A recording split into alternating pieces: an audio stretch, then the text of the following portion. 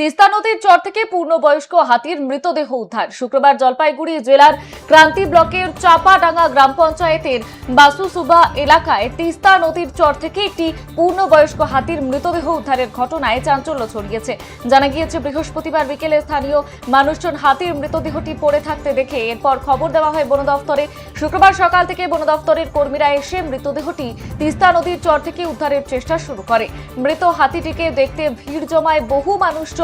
Jalpaiguri division এবং বৈকুণ্ঠপুর ডিভিশনের বনকর্মীদের দীর্ঘক্ষণের চেষ্টায় এদিন তিস্তা নদীর চর থেকে হাতির দেহটি উদ্ধার করা সম্ভব হয়। বন দফতরের আধিকারিকরা জানিয়েছেন, মৃত হাতিটি এখানকার নয়, পাহাড়ে কোথাও দুর্ঘটনার কবলে পড়ে হাতিটি সেখান থেকেই তিস্তা নদীতে ভেসে এসেছে। অনুমান করা হচ্ছে 10 দিন থেকে জলে রয়েছে।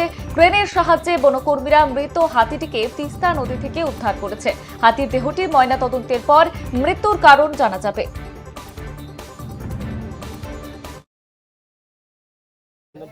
মানে এখানে কি দেখতে আসছেন? এখানে আমরা হাতি দেখতে আসছি। মানে কি হাতি দেখলেন? হ্যাঁ, দেখা হচ্ছে।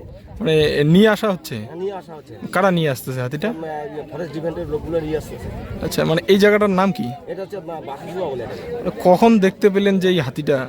আমরা লোকের মুখে শুনছি যে কালকে হাতিটা ছিল ইয়েতে মৌমারি চড়ে আচ্ছা। থেকে নিয়ে আসতেছে, স্পিড করে নিয়ে আসতেছে। আচ্ছা, মানে কালকে দেখা? কালকে শোনা মাত্র শুনছি। আচ্ছা, আপনারা আজকে দেখলেন? আমরা আজকে দেখলাম নিয়ে আসতেছে বল।